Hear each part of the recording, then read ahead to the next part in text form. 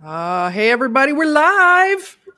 Do you have diabetes, or do you have a friend, family member, or loved one, or maybe even somebody you don't care that much about that has diabetes? Well, then this episode is for you. Stick around as I chat with RD Dikeman, father of son with type 1 diabetes. Welcome to the show, RD. It's been a while. Yeah, thanks for having me. Yeah, it's been a while. Great. Yeah. Welcome, everyone. Keto Chat Live. I'm your host, Carole Freeman. I have a master's degree in nutrition, clinical health psychology, and I'm a board certified keto nutrition specialist.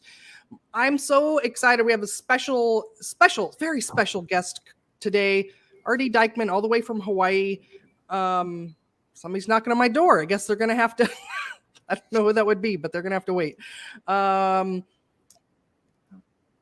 I'm going to read the medical disclaimer here because we got to make sure that we don't want to get in trouble with anybody, but the lawyers say we need this. So everyone, this show is meant for educational entertainment purposes only. It is not medical advice nor intended to diagnose, prevent, treat, or cure any condition. If you have questions or concerns related to your specific medical condition, please contact your personal health care professional. So,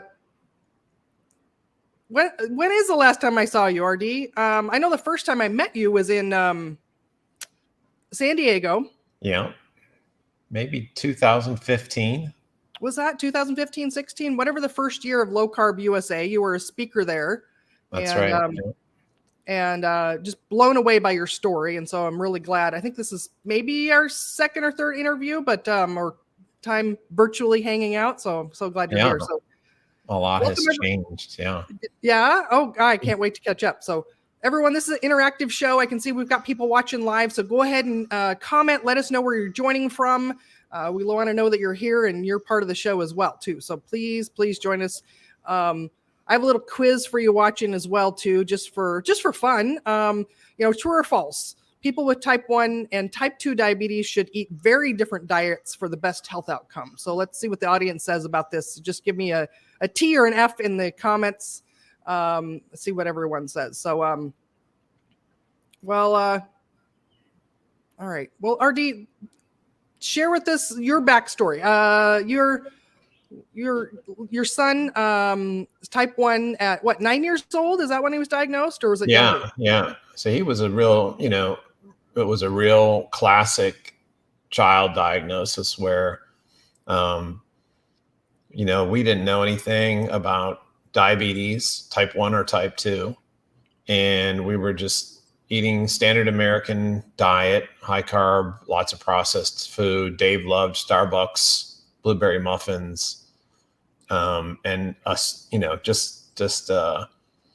was a overweight Midwest schlub that liked to eat pizza and drink IPA beers and so on. And Dave got progressively more and more sick under our watch. And we were unable to make sense of what was happening to him. He was our first child. So there was even some thoughts that, well, he's just sort of going through a phase or something like that. But he progressively lost weight, became more ill, and the situation became acute. And we had to rush him to the emergency room. And it seems to me like he was within 24 hours of passing away. If we had not, yeah, there was a decision: should we go or should we wait? And maybe we should just let him rest and try to get over it. And we made the right move to take him to the hospital. And then we realized by the reaction of the folks who treated Dave that he was in a serious problem. There was a serious situation. And it's a long story. It always affects me emotionally because I don't have any guilt about it because I didn't know anything. So what could I do? But the process of seeing him and thinking about it, he was so ill that just reliving that moment, it was really traumatic. And it happens all the time. And it happened under the watch of his pediatricians, who saw him several times before it happened. So that's one thing that the people can learn about, who are watching this show, is that they should do some research on detecting the signs of it, because you can detect your own children or family or friends, because it's sort of mysterious what happens, and it happens so rapidly. Within a week or two, they just absolutely crash. Wow, we've got Emily watching from Namibia. Easy for me to say. Welcome, Emily. Kathy is a very smart viewer here. She's saying F false for my quiz, and that type 1s and type 2 can do the same, low carb approach. We've got Maya here as well. Welcome, Maya. Low carb, high protein, under 30 grams of carbs for all kinds of diabetes and other metabolic syndromes. Oh, we have a very smart viewership here today. This is great. Well, okay, back to your watching the movie. Okay, so the Diabetes Solution, right? Is that the right name of the movie? Diabetes Solution? And so I watched that last week. I don't know how long ago it just came out, right? And that's what I noticed. The story you're sharing is so similar to all the people that were in the movie, is that, you know, they just think the kid has the flu or something like that. And it seems it's very common then that they're just sent home, that they're not checking. I mean, just if they check their blood sugar, that's all they would have to do, right? At that point? Well, you know, if we would have known to check his blood sugar, we would have caught it for sure. Yeah. And probably many months before he was sick, if we had happened to catch it, it would have been a much different situation. So, but probably they're just, it seems like the flu. So the doctor just doesn't even think to check the blood sugar at that point. And so by the time they're admitted, you know, you're taking them to the ER, they are checking it then, but it's pretty serious by that time. So yeah. Linda from Charleston, South Carolina. Welcome, Linda. Kathy's in Washington, D.C. Welcome. We've got Larry in Lakeland, Florida. Welcome, everyone, to the show. All right. So Dave's in the hospital. You get the news. They give you some handouts, I'm assuming, right? Here's how to do this, and send you on your way. Is that kind of their solution of how they told you to manage type 1 for him? We did meet with the dietitian, and I don't want to sound mean, but it did occur to us that the dietitian was overweight and that we should be skeptical. I also recognized that the dietitian was telling us to eat straight up food pyramid type meals without any context of type 1 diabetes. And we were in, we were just going through the motions at that point. But this was the appropriate moment for us to start being skeptical. And we were. And I think that what happens with most people is that you are in this situation where you're very vulnerable and your child's health is at risk, and you may not be used to dealing with authority figures, or certainly not challenging authority figures. And what they're telling you to do is probably the worst advice possible. They're telling you that you should eat essentially the food pyramid, which has done no good for anybody over the last 3 decades.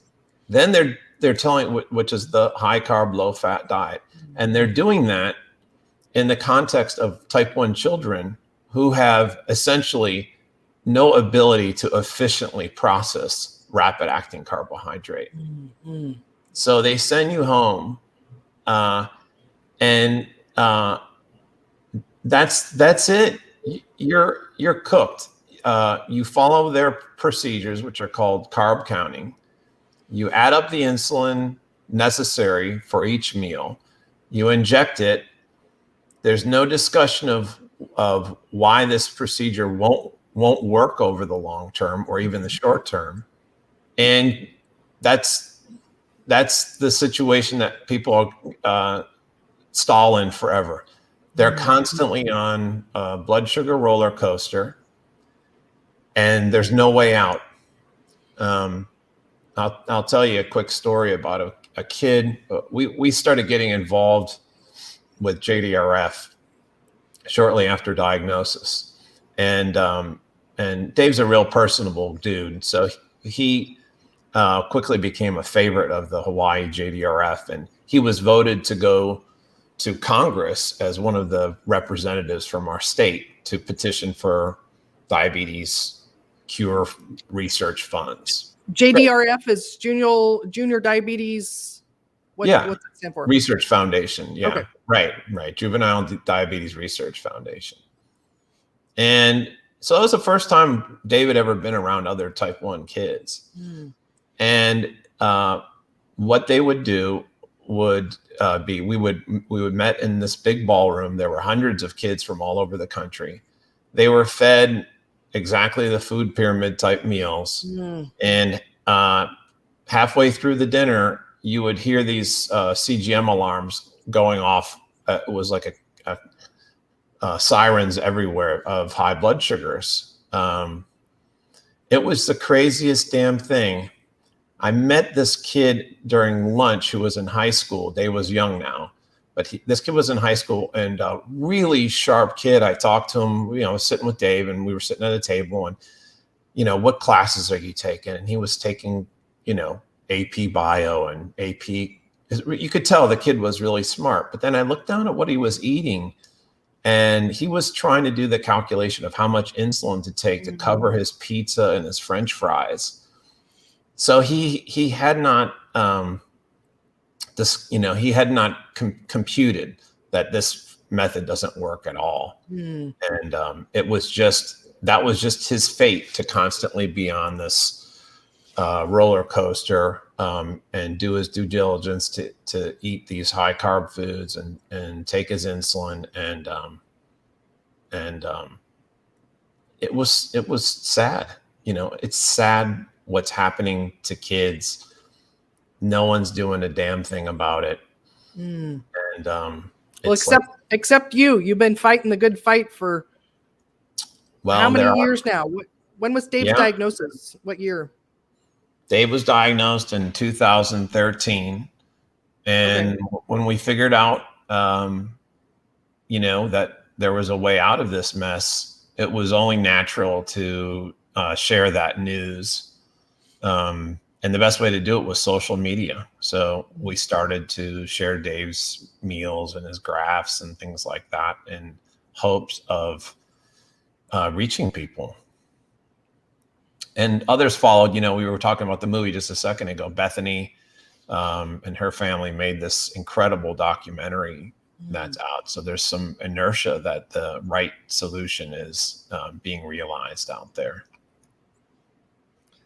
So take us through your transition where you started to have a light bulb, or at least a big skepticism about, I know for a while that you experienced the blood sugar roller coasters with Dave, and you had kind of awareness of like, wait a minute, why are we consuming this high carb and trying to chase it with insulin? Right.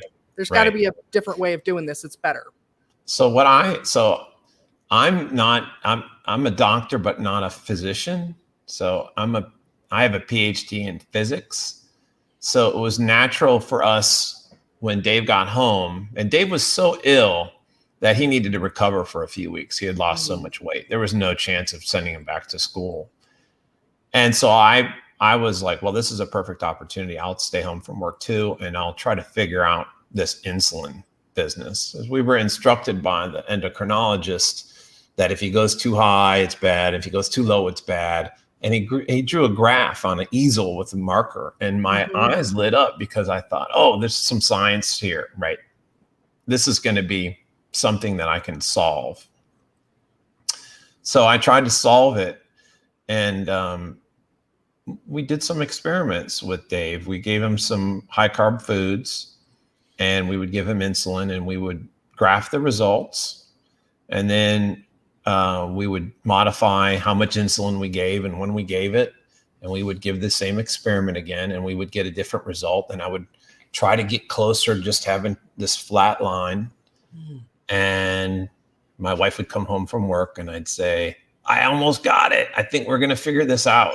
Oh. Because I figured, like, if we could just get 1 or 2 meals, then, you know, and then the next day we would try it, and then it would be all whack again. And I would think, why couldn't I get the same result?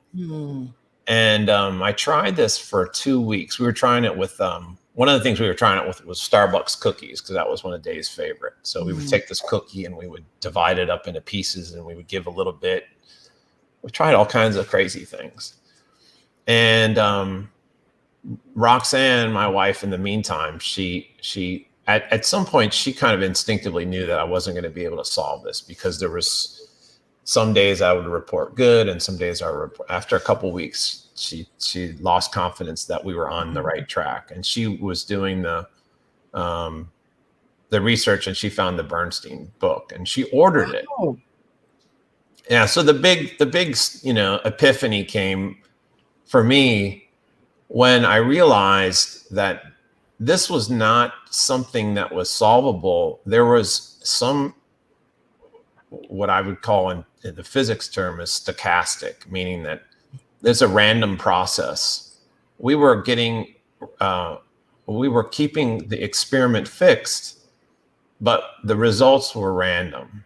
And there's many processes like this in physics, and they tend to occur when your physical system has some complexity involved. And surely there's complexity when you've got food, digestion, injections. This is not a tabletop experiment like you would perform in physics. So the day I realized that it was stochastic, and I was chronicling that in some math that I was doing on the computer, some modeling that we were doing. We got the book in the mail, and I read the book, and I opened the book to the law of small numbers, which is the famous chapter in the book. And I realized that this dude also understood the physics of injected insulin. And that was the key. And that he not only understood what I was seeing, but he understood the solution, and the solution required low carb, that you would remove the random stochastic nature of the blood sugars if you remove the carbohydrate. And he explained how that worked. And I knew he was right when I read it. And I knew from looking at the way he wrote that this was a serious book. You know, because we had been given like a book with the Pink Panther on it, and these books. Oh, right. Yeah, and they're not serious. Like, you could tell they're not. This guy is a serious guy, right? They showed the Pink Panther booklet in the movie, the Diabetes Solution. So that's what the hospital gave you, or the nutritionist gave you, right? Yeah, I'm sure the nutritionist loves that Pink Panther book because they can understand it, but it doesn't work. That's the problem.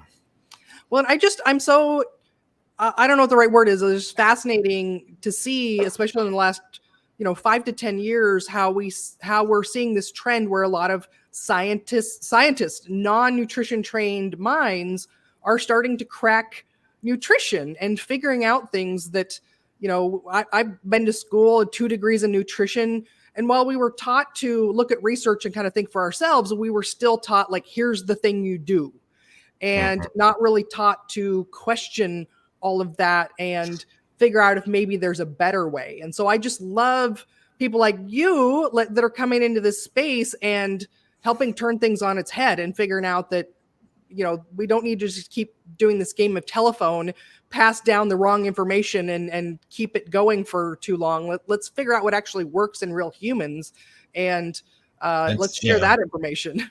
It's a weird cultural problem, because as a physicist, I have to try to disprove what I'm doing every day. So if I write a theory or write some model, most of the time that I spend on writing the model is trying to come up with cases where it fails, because I have to be sure that the model is working within the guides of the approximations that I'm making, and so on. So that's the nature of how I work on a daily basis. A physician is just the opposite, right? And that's okay. But a physician is learning a series of protocols. It's not a job of a physician to learn a protocol on how to fix a broken arm or whatever, and then to question that and to try to find where that solution is bounded and so on. It wouldn't work as a profession that way. Mm-hmm. But unfortunately, you've got a situation in the type 1 diabetes world where the protocol is incorrect and the authority figures are not, they're not built to, find the correct solution or admit that it's wrong. Mm-hmm. And that's true of most of nutrition since the food pyramid's been put in place. This type 1 situation is an acute problem, but in general, you see it with type 2s and obesity. Now it's just it's an epidemic, right? So absolutely, yeah. Welcome everyone who's joining us here. Go ahead and share in the chat where you're joining us from, and also if you want to share a little personal, what's your relationship to diabetes? Is it personal? Is it a family or friend? Share a little bit in the chat box there, or the comment section. We'd love to have you join in on this show. So you started. So the Dr. Bernstein's book was the kind of a cornerstone of changing what you were doing. Influenced your whole family. So not just that's right. You didn't put Dave on a diet and everybody else ate whatever they wanted to around him. You all were very supportive. And tell us more about what that transition was like. Well, let me start with a hard comment on that topic, which is when I went to the community with Dave's, before and after graphs, this is what happened when he ate oatmeal, and this is what happened when he ate eggs. I thought that I couldn't understand why the Bernstein book wasn't more popular, because of course, as a parent, you would want your child not to get the complications of diabetes. And here was the solution to that. It was pretty easy to learn the book and to solve that problem. And what I learned was that, of course, there are the nutritionists and dietitians and the endocrinologists are teaching people the wrong things. But when exposed to the right answer, meaning the right answer to control your blood sugar, there wasn't a lot of resonance. Oh, right. And people should know, if you have a type 1 kid, you're measuring blood sugars all day long. And one of these days, your kid's going to eat some eggs and you're going to realize that their blood sugar doesn't go to the moon. And what I realized was that what you just said about the parents and, what we do we eat whatever we want or eat carbs, whatever, that was a big sacrifice for people to make for themselves and the rest of their families. And as it turns out, there aren't a lot of people who are willing to make that change for themselves, even though their blood sugars for their child are going up and down. And that was an astonishing thing to learn, that a real impediment. It turns out that as you learn, the processed carbohydrate foods are extremely addictive. People cannot quit the carbohydrate, even if they're measuring these blood sugars all day long. They can't quit it for themselves, or if they're the type 1, it's very hard to quit. And these foods are designed to be addictive. And if you've ever tried to quit eating them, you'll know that they're addictive, because I had that experience when I quit those foods. It was shocking how much of a hold they have on you. And of course, just like any addiction, once you clear, it becomes easier. For some people, it becomes very easy. Other people still have a kind of a daily battle. For me, I have no desire to go back. I haven't eaten any grains or starch or sugar since, shortly after Dave's diagnosis. not a big deal. I'm feeling a lot better. I'm much stronger. So I'm happy with I'm actually ecstatic at the personal changes that occurred with me. I'm astonished and I'm ecstatic because I was going down the tubes just like a lot of people who are, hitting their late 40s. When it's my clients struggle with a similar thing where I'm working with ladies that are on the trajectory towards type 2 diabetes, they're insulin resistant and trying to lose weight. And it's so hard to get their whole family on board with supporting that lifestyle, right? So they end up being, and you're right, like the carbohydrates are addictive and people are in denial that they just think like, no, that's your issue. I don't have a problem. So I should be able to eat whatever I want. Yeah. I wanted to highlight Danny's here, type 2 diabetic from Israel on Dr. Bernstein's low carb diet for over 2 years. A1C went from 11.4 to 4.7 and reversed neuropathy. Danny, way to go. I love that story. Thanks for sharing. It's Kathy. Cool. Kathy must be a registered dietitian or a registered dietitian nutritionist. She's sharing how she's getting a lot of pushback when for doing low carb, and so she shared it in one of her certified diabetes educator Facebook groups. So we'll see if we get anybody pop in here. And Allie, welcome to the show. And let's see, Maya, type 1 diabetic for over 35 years, Seattle, Washington. Oh, that's where I used to live. Welcome, Maya. Currently in Bend, Oregon. Oh, I grew up in Oregon too. Using Dr. Bernstein's method for 7+ years now. Last A1C, 4.4%. Congratulations. That's beautiful. Lovely. Brandy, my son was diagnosed 2 years ago. We are forever grateful for RD Dikeman, Bethany McKenzie, and Dr. Bernstein for helping us. Love it. Welcome here, Brandy. So Kathy's a master's science. She's a registered nurse and diabetes teacher. So she's on the right side of the teaching too. So glad you're here, Kathy. So you changed your eating habits in support of your son, and then got the surprise health and wellness blessings of dietary change yourself. That's right. Yeah, I think I was definitely pre-diabetic. I had not taken an A1C before I switched, which was a big mistake because I would have loved to see how far I had gone. But I did have a triglyceride to HDL ratio, which was high, and that reversed. So, and I lost, I think I was probably 255 pounds at my max. I'm tall, so it wasn't a total disaster, but now I'm probably 195 or 200 and wow, so pretty about lean 60 some pounds then. Yeah, it just came off. I didn't even try.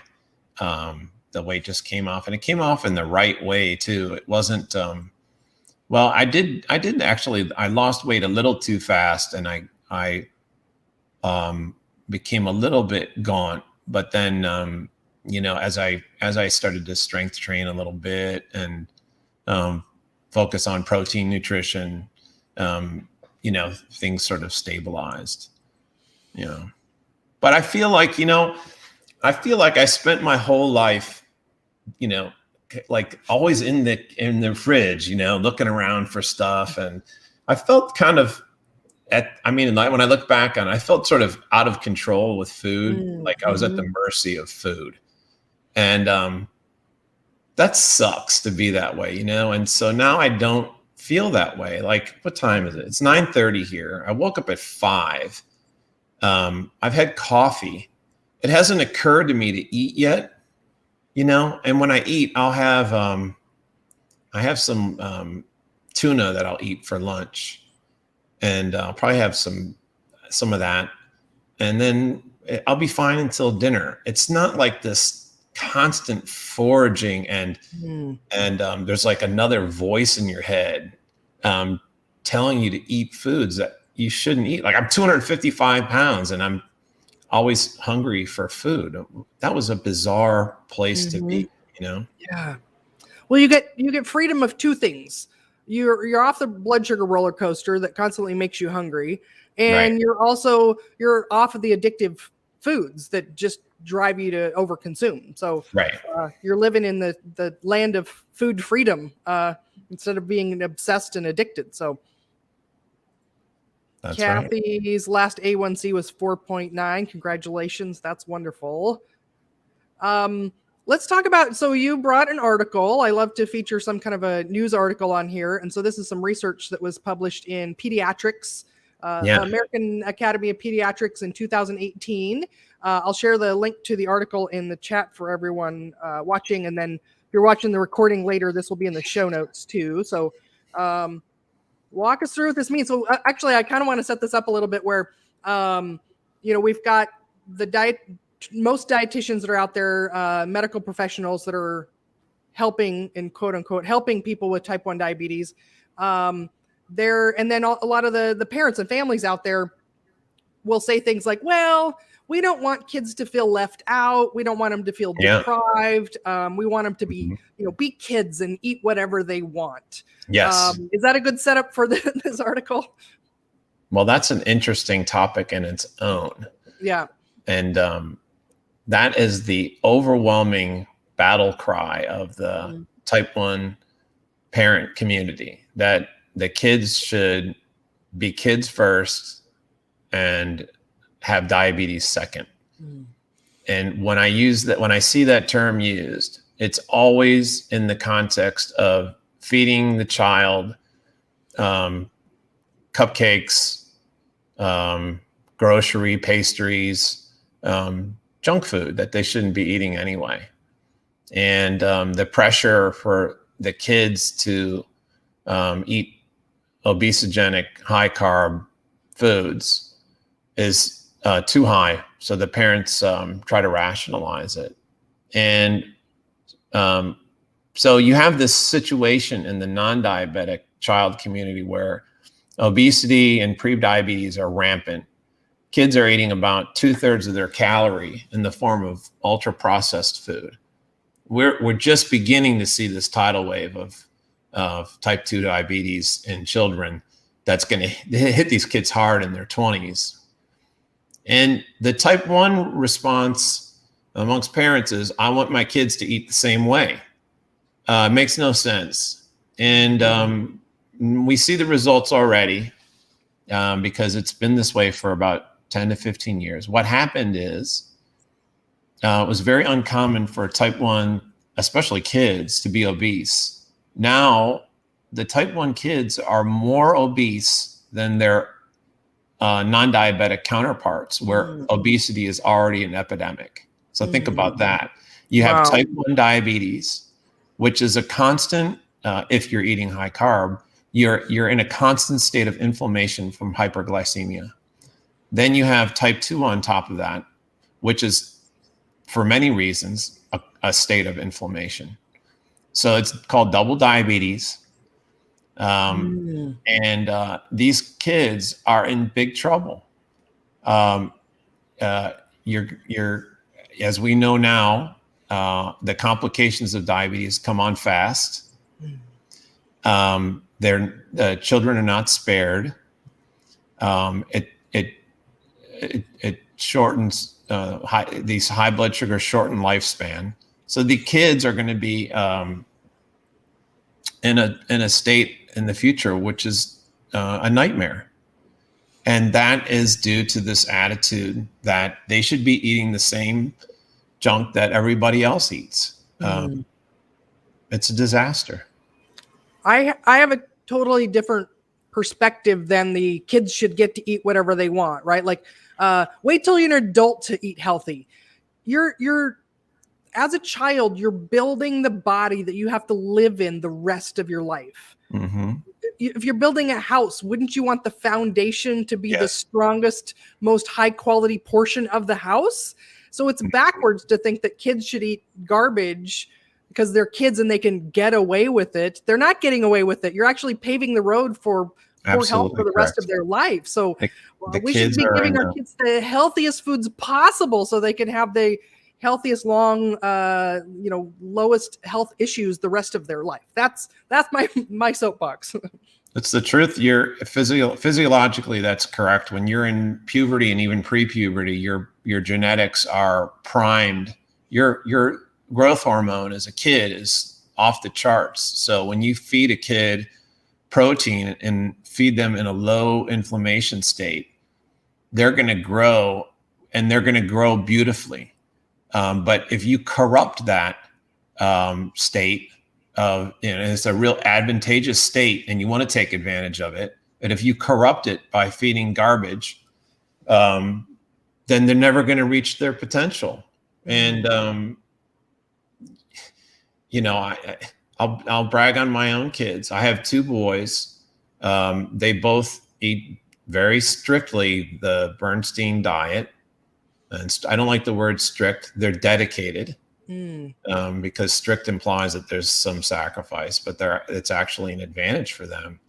And they walk around, lifting weights and doing things, and they've developed beautifully. And I wish I had known that when I was a kid, because I would have liked to have muscles and be lean. And I was always kind of pudgy and in the refrigerator, and they're in the weight room, and they're like 6% body fat or 8% body fat or whatever. They look fantastic. They're excelling in sports. And it's, if you just eat right, good things happen,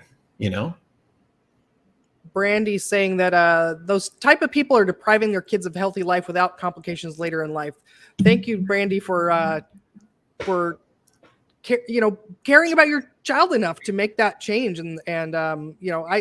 Some people may say it's a sacrifice, but when you experience the quality of health and life on low carb, I don't think that you feel like it's a sacrifice at that point too. So let's talk. We'll get to the article here in a moment, but we'll continue on this. So let's talk about the myth then about how people will say like, well, kids need carbs to grow. That's also perpetuated in nutritionists and the medical community. Like, they say that kids can't grow. So is Dave, is he like 4 foot tall or something? Or I just saw a picture of a friend of mine. His name is Lester Hightower, and his son is still in high school, and Lester's, I think, 6'4" or something like that. And his son is taller. My son's 6'2". The reality is that if you look at the research, it's the high blood sugars that stunt children. And they do a number of things to children too. They actually damage the developing brain. These kids grow up, a large fraction of type 1s with high blood sugars have erectile dysfunction. They're eventually unable, and as it can happen in their teens, if they're diagnosed early, they're unable to digest their food properly. It's called gastroparesis. It's a very intensely painful condition. Then you've got the opathies, the retinopathy. So you develop the eye problems. Now, when we were freshly diagnosed, they told us to send Dave to the eye doctor every 6 months to have his retina checked. And we started doing that. And we took him in, and the doctor looked at him and he said, no, it's all good. And I said, when do you start noticing damage? And he said, oh, we notice it. We can see it right away. Oh, wow. And little Isn't kids. that crazy? Yeah. Mm-hmm. So we don't go to the eye doctor anymore because his blood sugar is normal. So I don't worry about that. Kidney disease. So there's like 100 diabetic complications. And one thing that happens with the endocrinologist is that when you take your kid in for his checkup, they don't really you can't check, the checkups are so short, right? It's like a mill. So they're not checking the kids for complications. They make you see if you have, maybe they'll check your urine for kidney problems, there's protein in the urine and stuff like that. But they're not really doing an extensive physical exam. And so people have a false sense of security, and they don't want to know. If you share some information about complications, they don't particularly want to know these things. They're too scary, and they are scary. So in some sense, I don't blame them, but they're avoidable. That's the thing. Yeah. Maya's right. Saying Kids need carbs to grow. Where did this myth come from? No scientific data to back this claim. There's, another one too is the brain needs 130 grams of carbs a day. There's a lot of myths and misunderstanding out there. So, right, that's a big myth, right? The brain myth. Yeah. Yep. The brain needs normal blood sugars, Mm-hmm. and the best way to achieve that, especially if you have type 1, is to have a low carb diet. So. The damage is caused by hyperglycemia. We know that, right? Mm-hmm. In fact, it's so well known that the ADA has changed their guidelines recently to allow for even lower targets, because their targets were so high that the research they were setting the guidelines over here, and then their research was published showing that damage is occurring within those guidelines. So it took a couple of years to respond, but now they've kind of quietly lowered their guidelines. Still too high. Do you mean? Oh, okay. So so I was. So the standards. So like the average person, the standards for what's considered normal, healthy blood sugar is one number, but then for people with type 2 or type 1 diabetes, they give you a much higher number, and that's the only reason is because they don't know a way of actually getting it down to the normal. So they allow it to be just a lot worse and say, well, that's good enough. That's as good as we can do. So we might as well just call that normal for your disease when it doesn't have to be. That's right. If you eat their diet and you take the insulin that they prescribe, your blood sugar fluctuations are so high, it's so big, that if you try to run normal, you're going to have hypoglycemia. So the way they solve that, and they're still solving it, is to set the guidelines so high that you can run high and avoid hypoglycemia. The Bernstein method solves both hyper and hypoglycemia. So, for example, with Dave, even though he's done sports since diagnosis, he's never had a situation where his hypoglycemia was so bad that he needed to be helped to the nurses or something like that. If he has low blood sugar, which is going to happen with a type 1. So you're going to have to constantly be aware of your, this is not a cure. You have to constantly be aware of your blood sugar. But if he does the diligence and measures his blood sugar, then fixing a trending blood sugar, which would end up as hypoglycemia, is as simple as reaching in your pocket and taking a glucose tab or two. You're not in a situation where you're lunging at juice boxes and sucking down juice boxes and emptying the fridge of food to save your life. It's so the fluctuations are extremely mild with type 1. So it prevents both the highs and the lows, right? If you're high, you take a little bit of insulin and you come right down. And by high, I mean 120 or 130. If you're low, maybe in the high 60s or low 70s, then you take a few grams of glucose. So it's a totally different way of living. Yeah. So like here's Dave's. This is funny because I don't know if you can see. Let's see. So okay, the white line above the red there. Yeah. So the white line, I think that we dropped the signal. There's a break. Yeah. Right there. But now look over just recently, you can see his blood sugar went down a little bit and it hit that white line. He's at school and you're able to monitor. Yeah. But he's old. I don't need to. This is just, because I'm a fan at this point. Yeah. You can see his blood sugar dropped and you can see it pop back up right over here. Yep. Right. Yeah. And I know enough to know that he must have seen that it dropped and then he reached in his pocket and had a glucose tab. So, I mean, if he had not taken a glucose tab, it would have dropped over the next hour and he might have started to feel something. And then he could have taken a glucose tab, but he wouldn't be in a situation that was dangerous where he was potentially, sweating and unresponsive and nurses had to be called. That'll never happen if he does what he's doing the way he's doing it.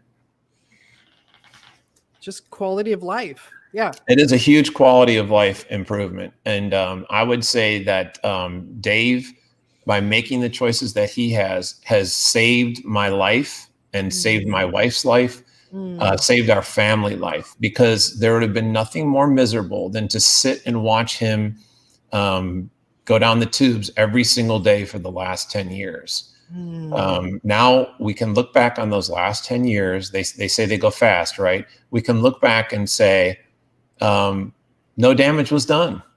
Yeah, wow. Everything worked out. We did the work, and we don't have to lie to ourselves and say, oh, that's just the disease. And, at least he had the chips and the cookies and the birthday cake and was like everybody else. Wow.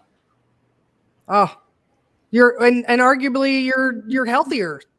I mean, not even arguably, like, no, without a doubt, you're healthier than you were 10 years ago. All of you. I mean, I can do 50 push-ups. How about that? That's shocking to me. I couldn't do 20 when I was 18. Oh, that's great. That's great. If you're just joining us, please share where you're joining from. Welcome to the show. And also, if you're willing to share your story of how's diabetes related to you, how's it personal to you? So, okay, the article I'm noticing. Okay, so we have a June 2018 in the American Academy of Pediatrics. I posted in the comments. YouTube let me share it, but Facebook didn't like me sharing that article. So I put the name of it in there as well. So the name of the article is Management of Type 1 Diabetes with a Very Low Carbohydrate Diet. There's a lot of names on here that I recognize. So we've got Dr. Bernstein, David Dikeman. There's your real name. Sarah Hallberg, I also recognize. Eric Westman and David Ludwig as well are named. Oh, Nancy as well, too. So lots and lots of really great all-stars and doctors came together to publish this. So tell us about it. Why is this groundbreaking and why is it important? Well, I've never talked about the actual details of the paper on any podcast, but yeah, that's interesting. The paper came about because we kept posting these flat lines on social media, and there were people with what do you say, like pitchforks or whatever, outside our door trying to kill us. But then every once in a while, someone else would have the bravery to post their flat lines too. People like like Maya who's with us now, and anyhow, there was so much value in discussing the little tips and tricks that people were doing that were serious about managing their blood glucose, that we realized we should form our own kind of safe space Facebook group. That was the thing that made the most sense. And so all those people that we kind of met along the way, there was probably like 50 or 100 people. We all made this group. And do you know what the URL? I'll put it in the banner here. Oh, it's the group. It's Type 1 Grid. If you search in Facebook, you'll find it. Anyhow, that group grew and grew and grew, and it became clear to some of the members who were physicians and Type 1s themselves that we should, get some published results going from this group. So there were some serious researchers who you just saw in that author list. Belinda Linares she's sort of the head author, and David Ludwig, who they know how to do a proper research. And so we had this this form that you would fill out to sort of qualify to be in the cohort. There were very strict standards, and Pediatrics is the official journal of the American Academy of Pediatrics. So to get into that journal, the standards have to be so high, and these folks at Harvard knew how to do that. So the haters, of which there are many, who are still pushing high carbs and high blood sugars on children, they like to refer to this study as a survey, as if people were just responding to an online poll. Nothing could be further from the truth. The results were checked with physicians, And the criteria to get into the study were steep. You had to really be able to prove that you were a type 1. So it's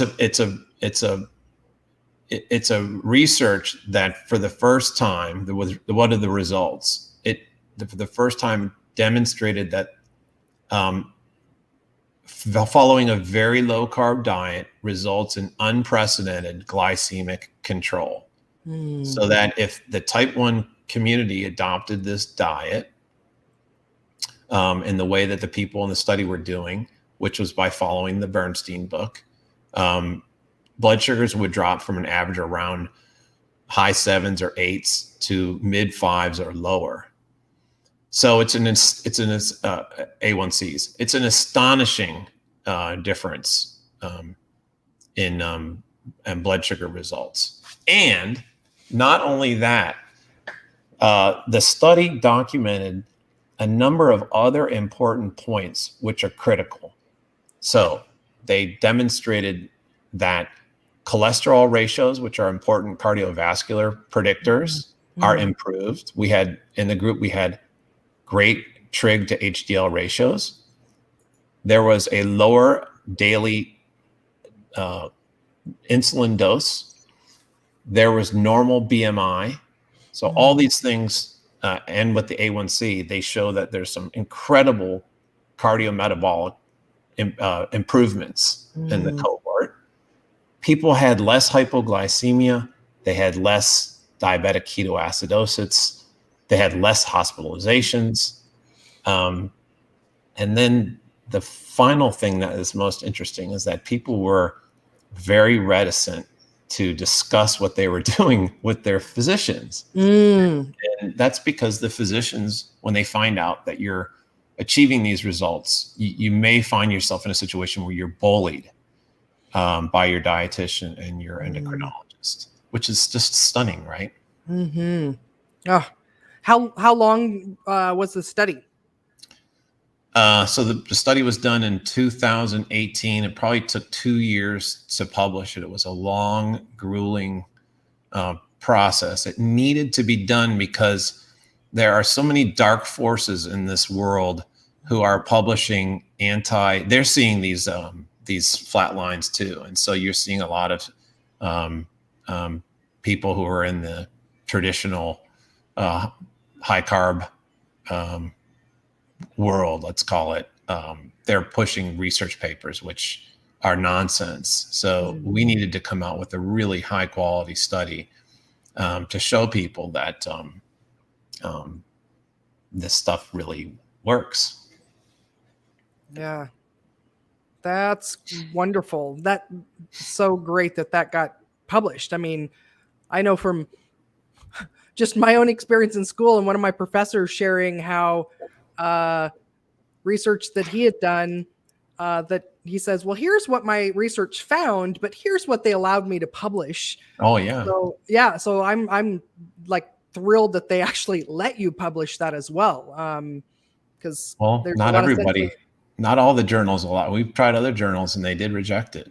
Oh wow. So yeah. Just mind-blowing, right? Like mind-blowing that well, that probably can't be true. We don't want to tell people about that instead of just making, that's well. And so the okay, so Maya's sharing. So we've got Type 1 Grit is the group that RD runs. Oops, I'm getting my banners mixed up here. So Type 1 Grit, and then Maya shared another one. Parents of recently diagnosed children with Type 1 diabetes is another Facebook group too. So thanks for sharing those.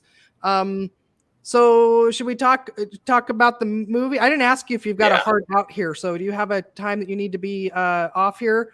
No, I want to talk about the movie. Okay. Yeah. So Diabetes Solution, amazing documentary. I watched it last week. It's about an hour long, so it's totally watchable for people. So how'd that come to be, and tell us more about that. Well, how did you like it? Oh, I loved it. I mean, there wasn't anything in there that was surprising or shocking to me, just from my experience in the low carb world the last 6 years. Right.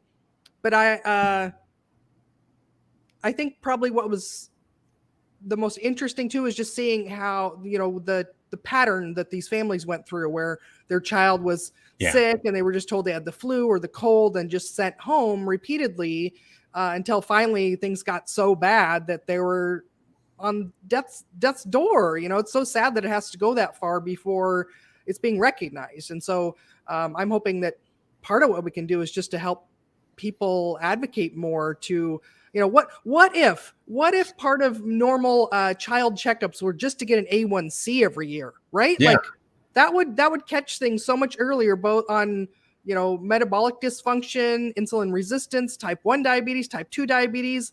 We could catch a lot of stuff really easily if that was just normal part of screening for all kids, instead of this whole, myth that we talked about, or this, I don't know, a false belief that kids should just eat whatever garbage they want while they're kids, right? Like, Right. let's just get an A1C test every year for every child and every human. That I think that would open people's eyes to see that you're not getting away with eating all that stuff, and it's not doing you any favors for there. But I think that's part of what stood out. I mean, I just love the stories of hopefully people can watch the movie who aren't following Dr. Bernstein's protocol and just get some inspiration of how that can be a normal way of living for your family. It doesn't have to be this extreme thing you're sacrificing everything. You're actually improving your health and your family connection. I can only imagine how much it bonds a family together, like brings you all together in a united front, that you're doing something together, and all of you get the benefits of it, instead of just, it being something that's so depriving and sacrificial to, for one person. But I think it's a movie that I think everyone should watch it, because even, if you don't have somebody that has type 1 diabetes in your life, maybe you do and you don't know it.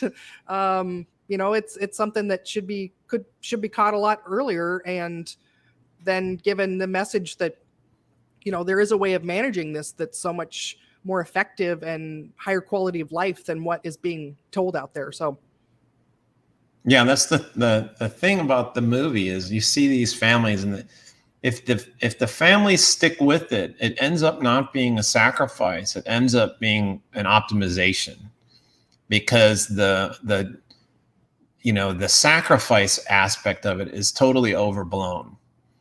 But the ability for the family to thrive together and do better health-wise is an underrated aspect.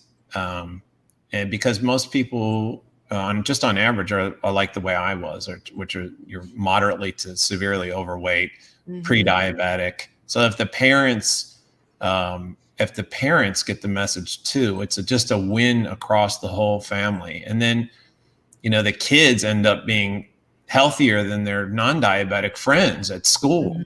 And that's something we see constantly. And you can see it with some of the kids in the, Bethany made the movie. Her son River is like this tennis champ. And everybody knows that if you're a serious athlete, your diet is going to be serious too. And so he's going to do really well if he continues on trying to play tennis, just from a dietary aspect. My son Hayden, who's not even diabetic, the stamina and strength this guy has in the pool, he's a water polo player, is unmatched. So, but anyway, the movie itself, it came about after the study. This, there needed to be more done, and that's where Bethany came in, and she wanted to document these personal stories and what was going on. Oh, hi! So we've got Bethany here. Hi, Bethany. Welcome. Oh my God, there she is. She's watching. I'm just bragging about you, Bethany. Yeah.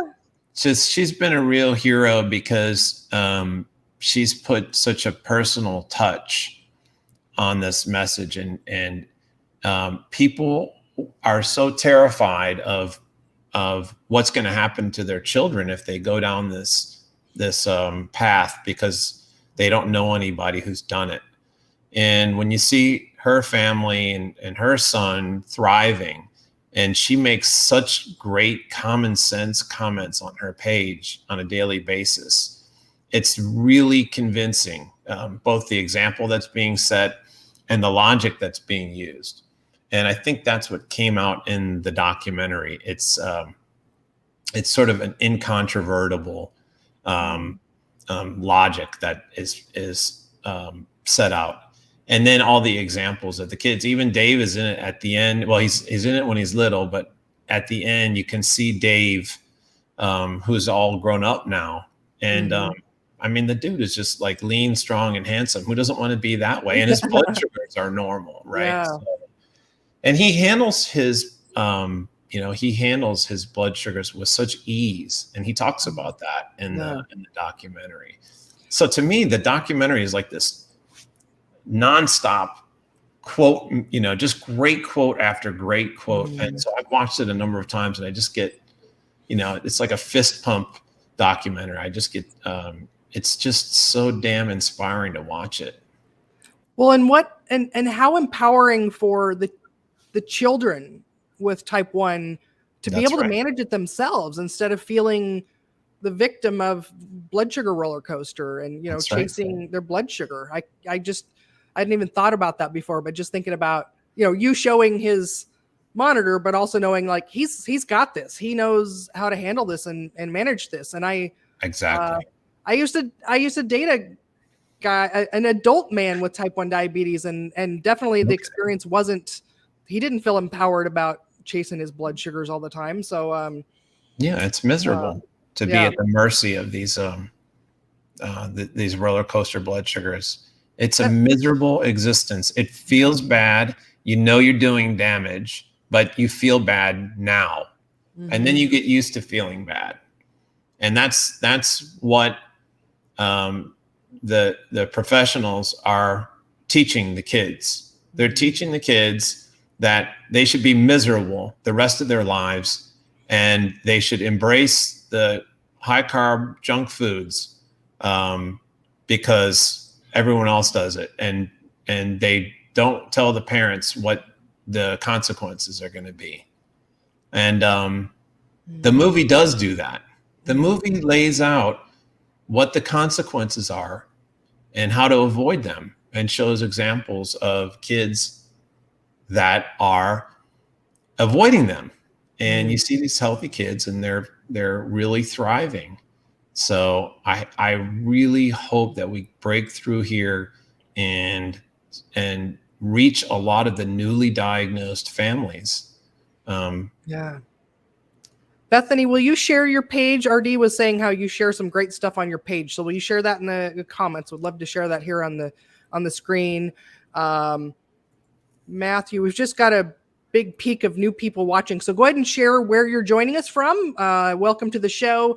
If you'd like to share a little bit about how diabetes is personal to you, we'd love to hear your story as well. So Matthew Nealand, competence breeds confidence. We know unmanageable blood glucose levels leads to depression. Easy way to avoid the doom, change the food. Yeah, we haven't even talked about how much more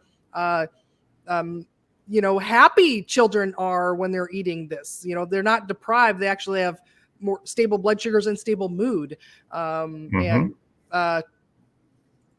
let's see. Bethany, absolutely. Let me be 83. My dude with diabetes. Wait, what? That's her page. Yeah. Okay. So, okay. I don't know her. I don't know her story. So, her Facebook page, by the way, her Facebook page is huge. So if you go onto her, it's interesting. If you look at some traditional authority pages on Facebook, like Diabetes Daily or Children with Diabetes, or even the ADA page, there's no action. No one's commenting. There's hardly any shares. If you go onto Bethany's page, there's hundreds of shares. There's many hundreds of likes. There's many hundreds of comments. So there's it's a real, you say, why is that? Well, how come there are these associations, and they're all, they're nicely sponsored, right? They're sponsored by the insulin makers and the device makers, and they proudly show those badges. And yet there's no action on those pages No one cares about what those people have to say. It's all a bunch of gibberish, but they're out there proudly promoting some of that stuff. And I don't want to say Diabetes Daily because they push some good stuff on their page. But in general, just the establishment diabetes stuff is dead on social media. But then you go to Bethany's page and it's like wildfire. Everybody's interested in what she has to say. So she's like a real hero of the type 1 world. That's great. Mm-hmm. So I want to back up to the so you're asking me like what I thought of the movie and talking about how the kids that were featured in there and how they're excelling in their sports and their activities and interests they're in. Yeah. And I hadn't thought about it. I kind of thought like, wow, they just picked these rock star kids that are doing these amazing things. But what if it's the other way around? Like, what if it's their diet that makes them these rock stars, like makes them be able to live to their full potential and be these rock stars in the world? Yeah, it's true. And it's stunning that the food is so important that a type 1 kid can have an advantage over a non-diabetic kid. That's how stark the difference is. So, like I think Dave has an advantage when he's playing in sports, which is just bizarre. Like, think about it. You have to inject insulin and test and do all these things, and you're not. But still, with the food, it's an advantage over the non-diabetic kids. So yeah, Maya wishes the movie existed when she was diagnosed 4 years ago. At 4 years old. Okay, I'm like 4 years old. At 4 years old, 1980. If only my parents knew what the movie reveals, it would have saved me decades of pain, agony, and suffering. Yes, sorry you've had to go through that, but so glad that you found your way here. Bethany McKenzie, none of this would have happened without RD and his massive bravery and leadership. That's pretty awesome. Yeah, I mean, this is a good time then to talk about like the work that you've been doing with Dr. Bernstein and, interviewing him and the connection you've got there. So will you share more about how you're preserving his information for That's right. future generations? That's a great word, preserving. So that was the idea, is that I thought, oh, this guy, he knows everything, right? I started talking to him. I was a little bit shy, I guess, a little nervous to call him. Dave said, yeah, call him. And so we called him, we became friends, and we came up with the Diabetes University YouTube channel idea. And my idea many years ago when we started it was, well, he's getting old and we gotta chronicle everything. But now he's 87. He just got his 75th medal from Joslin, meaning he's had type 1 for 75 years. Wow. And he's still like going strong. There's no, as someone gets older, you start noticing little blips, right? And he's not like that. It's he has the mind of a very sophisticated graduate student who's on top of their game. And you have to be on top of your game when you talk to him and deal with him, because he's at a high level, just interacting with him. So anyhow, we put together a series of and Dave did a lot of the work, and has been doing more and more. And now my son Hayden's doing a lot of the work. But they put together about 200 videos covering all aspects of type 1. And see, that the problem is, if you say, well, I'm going to eat low carb, and you just expect results, you probably do well if you're obese or you're type 2. But if you're type 1, there's a lot more to the management of the condition about how do you use insulin to cover protein foods. What's the right insulins to use? There's like a million little details you have to know to be successful. And Bernstein knows all of them and basically invented them all.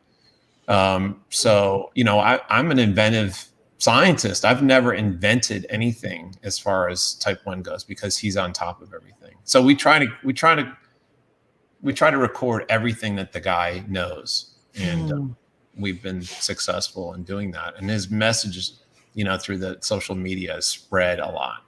So it's with the documentary and then the scientific paper and then all these people photographing their CGM results, and then people sharing little clips or tips from Bernstein. It's really changed the trajectory of how type 1 is managed over the last 5 years. From when Dave was diagnosed, none of this stuff existed. And now you can see these flat lines everywhere. You go into any type 1 group, people are posting the Bernstein book. They're posting their flat lines. They're posting, why did you eat regular waffles? Why don't you eat waffles with almond flour? Oh, okay, So the landscape is total. Now the doctors and the diabetes associations haven't changed at all, but they're starting to see in their patients the results. So they're becoming, I guess, a little curious, but they still don't understand how to do what the people are doing from the book. They haven't read the book yet. But like even Tracy Brown, the ADA director or CEO, she's kind of, it looks like to me, she reversed her type 2 diabetes with a low carb diet, right? So, but she's not coming out public with it. Yeah, you have to listen very closely, and she'll whisper it or just briefly mention it. But we're listening. And we caught it a few times, so we wrote it down and shared it. Well, that's the first month that I was doing my own, 6.5, almost 7 years ago, that I was trying my own keto low carb experiment.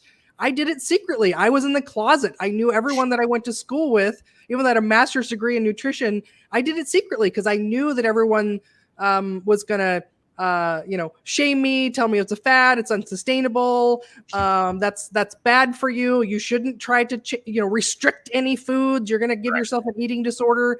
And so I chronicled everything secretly for an entire month. Yeah. And also the other thing, well, we can talk about this as well. This is another great topic. Or myth is that, well, if you cut out all those carbohydrate foods, you're going to be nutrient deficient. You're going to be, you need, massive amounts of whole grains and lots of fruits in order to be healthy. So my own side of that is that I knew that would be one of the criticisms. And so from the very beginning, I tracked all my food in Chronometer, and that shows you your vitamins and minerals, because I knew that was going to be one of the criticisms was that, when you cut certain food groups out, you can't possibly have a nutrient dense diet. And I was pleasantly surprised to find that, no, I could easily meet all the RDA by cutting out these foods. And I've since come to realize that actually when we cut out high carbohydrate foods, we're just cutting out the least nutrient dense foods. Like grains and fruits actually are not full of vitamins and minerals, despite what we've been told. So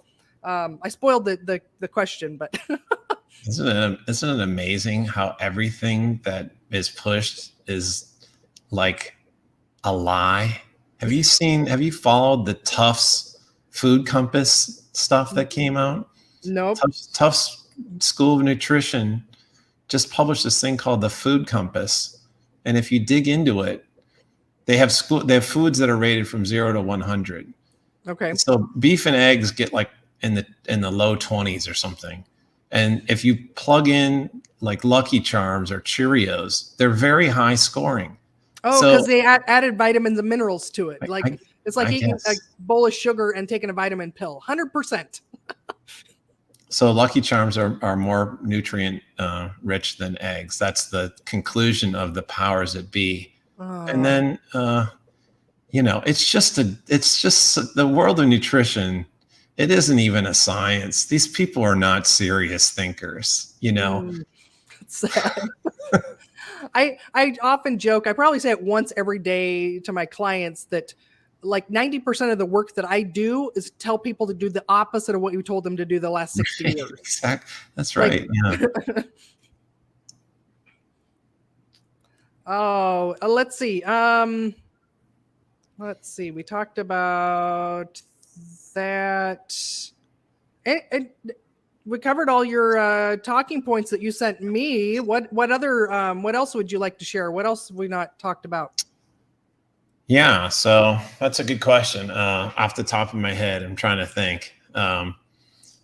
Let's one thing that is happening, at least with my crew here, is that Dave's 18 now, or going to be 18 in a week or two. And he's starting to do more of this stuff on his own. So initially when he was like 9, 10, 11, he was super gung-ho. And then he retracted a little bit.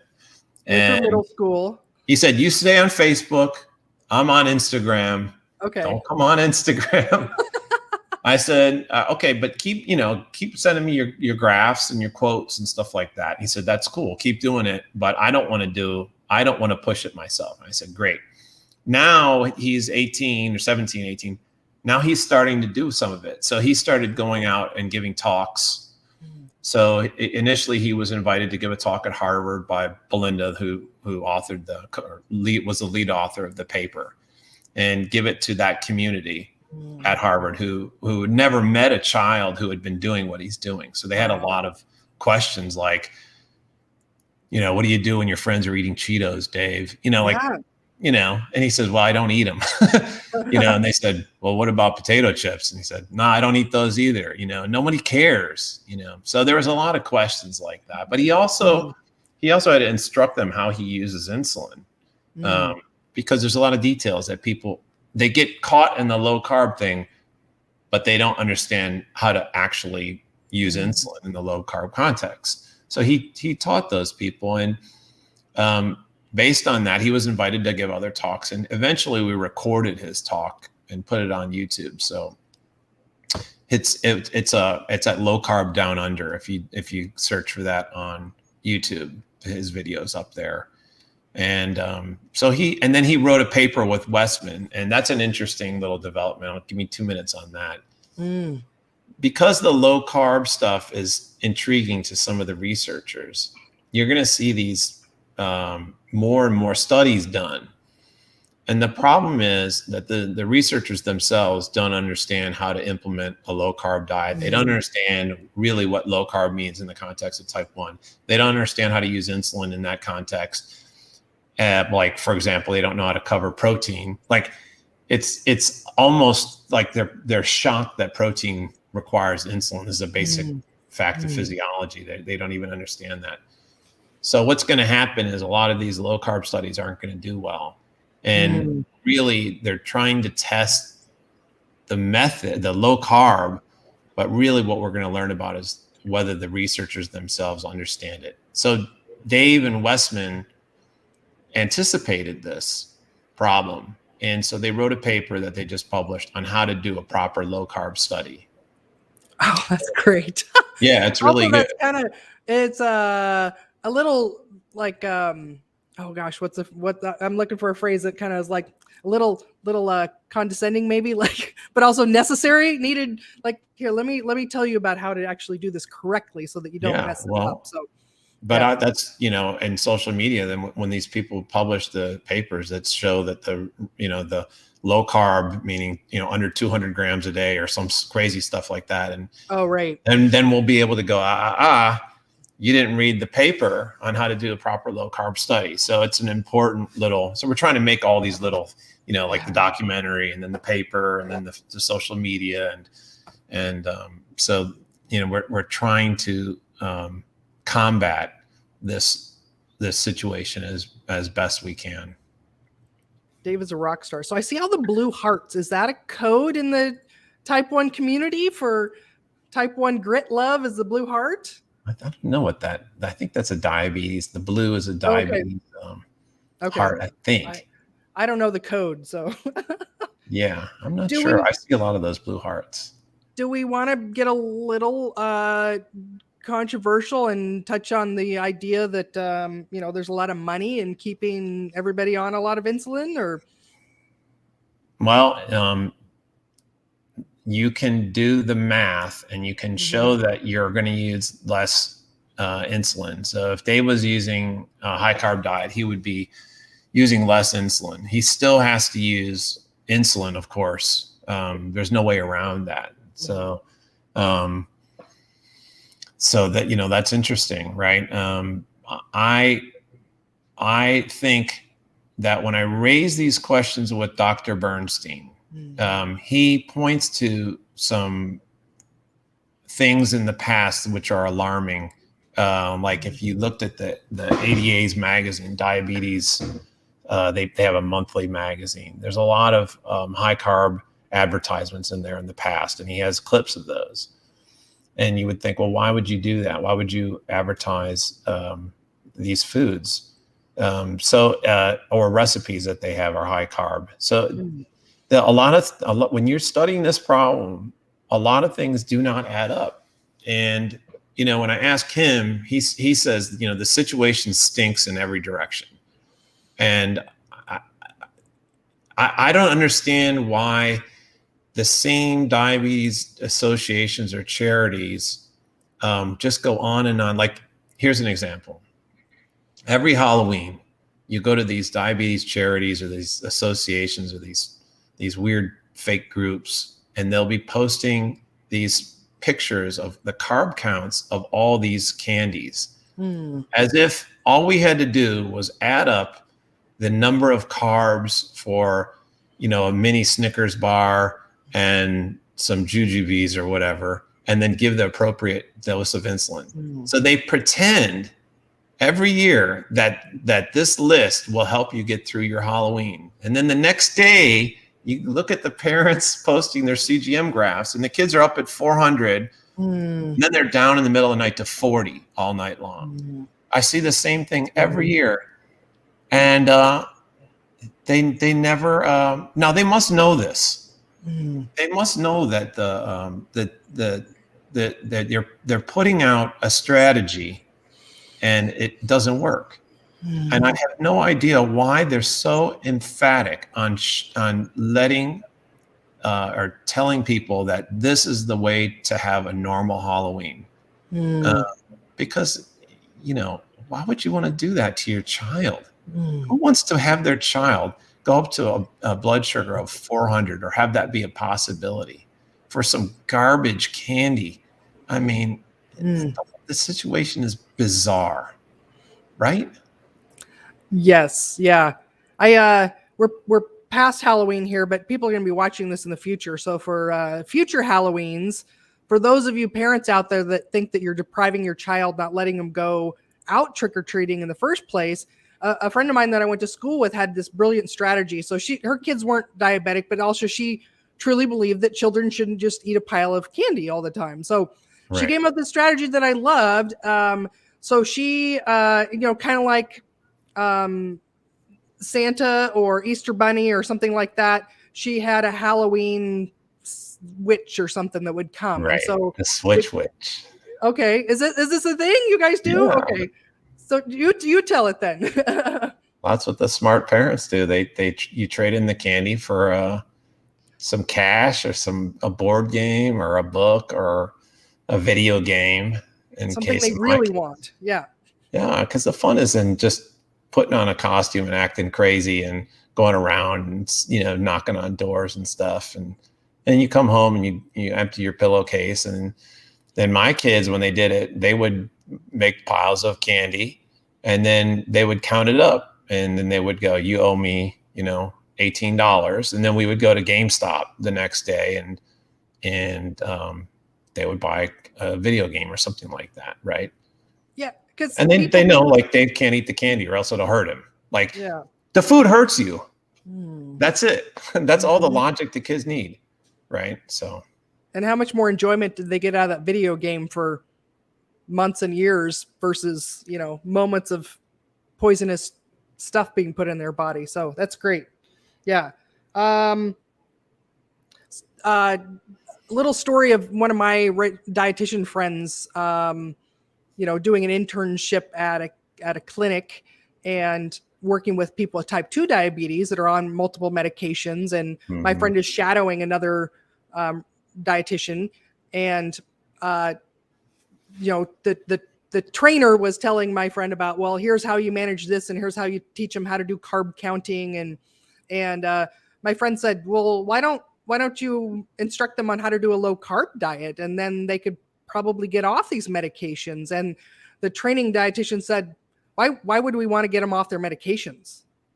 And so my friend realized, like, this is insane that they're training everyone to keep them on their medications. Here's how to eat in a way that you can stay on your medications. Now, with type 1, you need to stay on insulin, like you said. Like, that's not like you're going to ever get off of that, but just the general idea that the only way to manage these diseases is to stay on lots of medications, and don't try to change your diet in a way that could minimize the amount of medications you have to take. Well, you could look at insulin in type 1s as a hormone replacement. So is it some kind of medication? I mean, of course it's a medication, it's a medicine, but it's also replacing the body's natural hormones. So, it's not like this situation where people are routinely going on statins while not addressing their fundamental metabolic condition.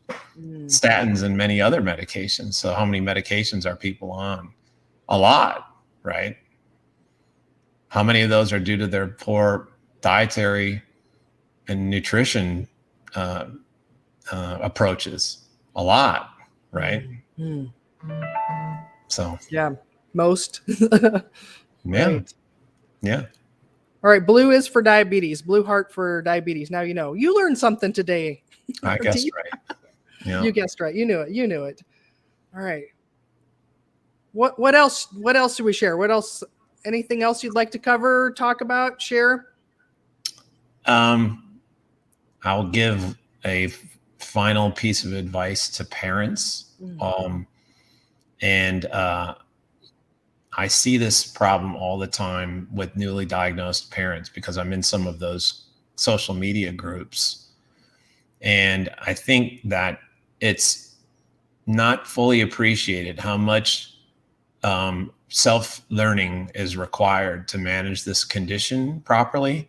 And especially if you go the route of caring about your child's blood sugars and trying to avoid the complications of high blood sugars, which are what happened to all kids who are following the standard approach, because all kids are running high or elevated blood sugars. And what we know is that the complications of diabetes, both micro and macrovascular complications, are caused by elevated blood sugars. And there are what I would call continuous risk factors for elevated blood sugars, meaning that the research shows that as the blood sugars go up from normal, the complications start. So your strategy should be such that you can safely normalize your child's blood sugars with a healthy, nutrient-replete diet.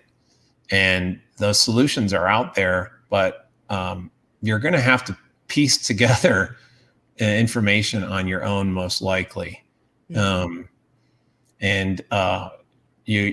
you're lucky, or if you work at it, you're going to be able to find a team that supports you, a medical team, a doctor, or because that situation is changing a little bit. There are people out there that will support you, but there's a lot of learning to do. So learn what you can, learn from people who are having success, and you're going to have to change how you function with food as a whole family, yourself included.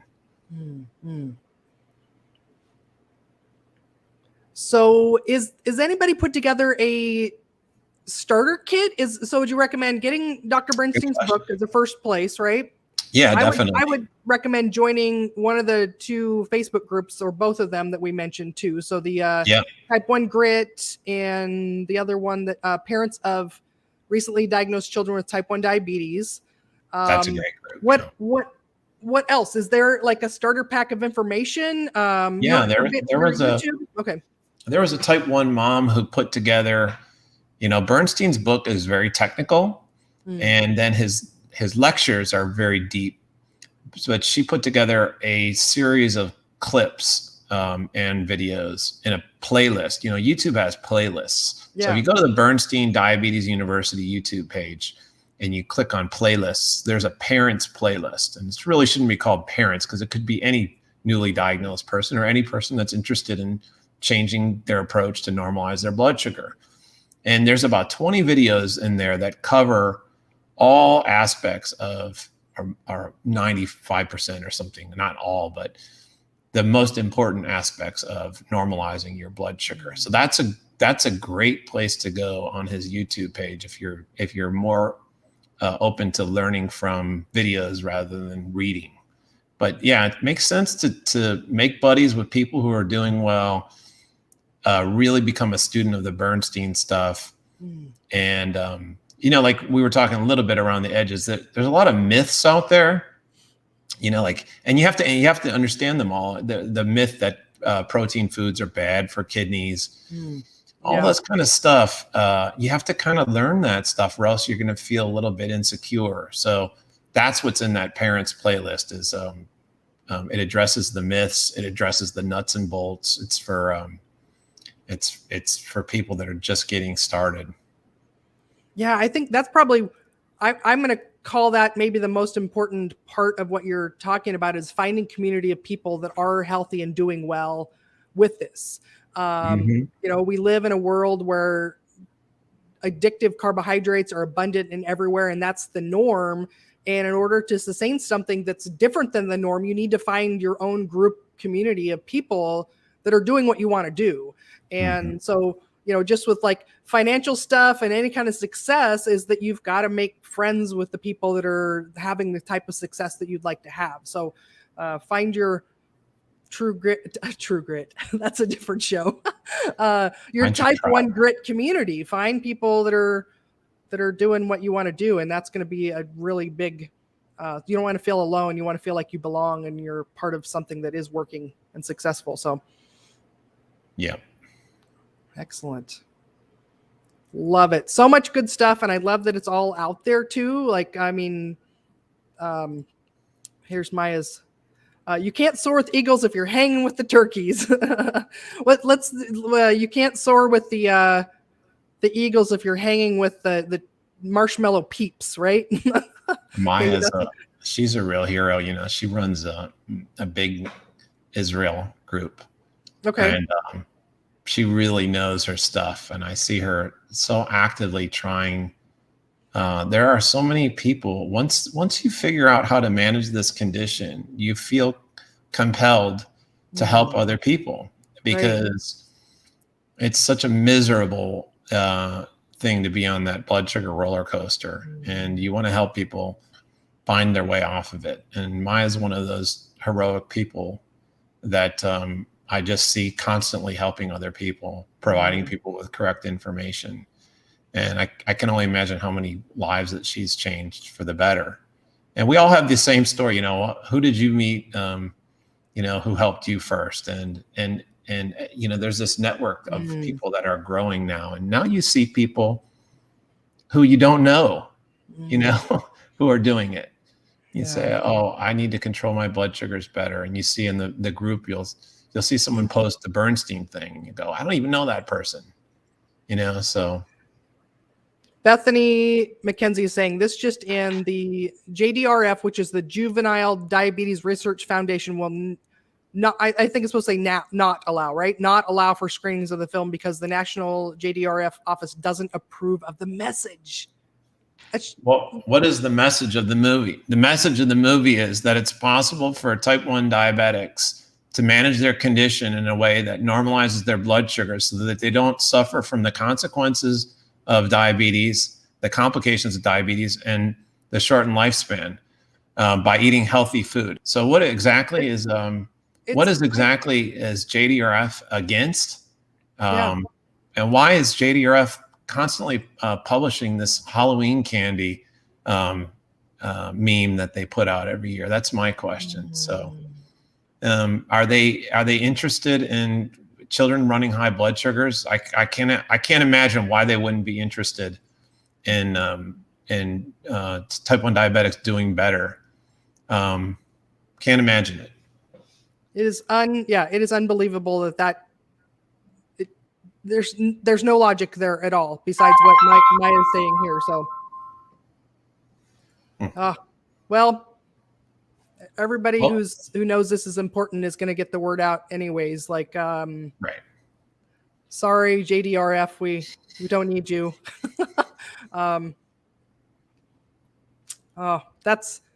It's sad, but also, everyone watching here, share this. Anyone that that's been touched by diabetes, anyone you care about, please share the movie. How can people watch the movie? Because I know it's not on like Netflix or anything like that, but Vimeo, I think, is where I watched it. Is that correct? Yeah. So it's first, it costs a couple bucks to rent it or buy it. If you're international, Vimeo is the place to go. So you go to Vimeo and you search for Diabetes Solution documentary, and you'll find it. That's a great way to do it. Yep. Bethany's on the case here. iTunes, Apple TV. You can find it. It's out there. Oh, good. It's a lot. All the Vimeo worldwide, Google Play, YouTube. So if you can't find us, put a comment in down here, and we'll share a link. And Amazon, Barnes and Noble, Best Buy, all the places, most of the places. All right. So even on eBay. Oh, is it handcrafted on eBay? You like to the highest bidder? Okay, so Maya's got a link. If you're on Facebook watching, Maya just posted the YouTube and the Vimeo links there. Actually, she put all of them in there. So go over to my page on Facebook, ketocarole.com. All the links are there to everything. Thank you so much. Maya had that ready to go. She was... who's charging $40 for it? Oh, on eBay to the highest bidder. That's cute. Maybe it comes in like you get a handcrafted note, like a card made with it too. I don't know. That's amazing. It's on my eBay. My mom lives in Ohio and she hasn't seen it yet because she's not on the internet. Oh, she's old school, man. So my cousin is going over with it today, I think. Okay. He's gonna show her because she wants to see me in it. Oh. I'm in the How funny. And my son too. What does the rest of your family think about this crazy low carb thing that you guys do? In what context? You mean in the context of the movie? Well, not the movie, but just in general. So, does your family think like, well, that's good for you guys, but I'm still going to eat whatever I want? Like, have there been? Oh, my larger family. Yeah. Sorry, the bigger family. Right. Extended family. Yeah, that's a good question, and you can't. So you can expect, if you're the parents, you need to eat a low carb diet. If you're the sibling, like I told Hayden a long time ago, the worst thing that can happen to you in your life will be to watch your brother slowly decay. And so the most important thing you can do for him and yourself is to eat a low carb diet, because you're the little brother. If you're doing it, then he'll do it too, because he'll have too much pride. So that's one reason he does it. Now, what about the aunties and the uncles and the grandparents? Like if you're out for a holiday dinner, you're going to have the aunties and uncles. They're going to order dessert, and we don't, but that's okay. Like Dave should not have any expectation that other people in his life should follow his diet other than his parents. It's enough if the parents follow it. So there's a line where you don't want to rub his face in it. Like if he's out with his grandma, she's not going to bust out a banana in front of his face and start eating it or something. That's kind of rude. But you can't expect everybody. He shouldn't expect his friends to eat low carb. If he's on the football team and they get pizza, too bad, man. Like just strip some toppings, strip the cheese and the pepperoni off, but you can't be so have these expectations that no one else is going to eat carbohydrates because you can't. And Dave puts it best. He says, everybody I know seems like these days has their own special diet. He knows kids that are vegetarian. He knows kids with food allergies. So it's everyone's kind of doing their own thing anyway. So at the end of the day, nobody really cares. His friends don't really care if he throws the bun in the trash. So that's an overblown consequence of the high carb thinking. Is thinking that, he's going to be mocked or something like that. Doesn't happen. Yeah. Any random family members that have been influenced and changed their eating? Not. I think the best example is mom and dad. Okay. Yeah. Those are the best examples. I think that I've had random friends and cousins call me and uncles call me. My A1C is 5.7. Is that bad? Yes, it's bad. What do I do? I like a piece of cake now and then. Okay, you got to get over that cake drive. That's always the problem, right? It's the yummy foods. You got to change your palate. Yeah. Well, RD, it's been an honor and a privilege to have you here today. I know everyone, give it up for RD for being here, everyone. Thank you, everyone, for watching. I got to give a shout out to, we have a transcript sponsor of the show. So ketospace.com. It's keto-space.com. They provide all of the transcripts for Keto Chat Live. And so Thank you to them for doing that. And so Diabetes Solution movie, Diabetes Solution book, Dr. Bernstein, grab that, go over and join the Facebook groups that we've mentioned as well. What's the name of your YouTube channel again? Diabetes University. Diabetes University. Go check that out as well. And anything else that people should go check out, watch the movie? Go watch the movie Diabetes Solution movie tonight. Make sure you watch it immediately. Yeah, let's crash their servers. Watch too many people watching it at once. So that'll be great. So on Thursday this week, come back again for the show. I've got Ciara and Kristen. They're hosts of the Fiercely Holistic podcast. We're going to be talking about nutrient-dense whole foods on low carb. So join me here. Thank you, everyone, for showing up today. Thank you for being here for the show. Sharing is caring. Share this episode with your friends. Like, there's somebody out there that that needs to know the power of how healthy you can be following low carb for both kinds of diabetes. And also, you know what? What is it? I don't know. 80 to 90% of the population right now is on the train to diabetes. So this is information that's helpful for so many people out there. So eat like a healthy type 1 diabetic, and you can't go wrong. Be a superstar in life, like RD's son, Dave. So, all right, everyone. Thanks for watching. Okay. Thanks for being here, RD. It was so good to see you virtually. Take care, everyone. We'll see you next time. Bye.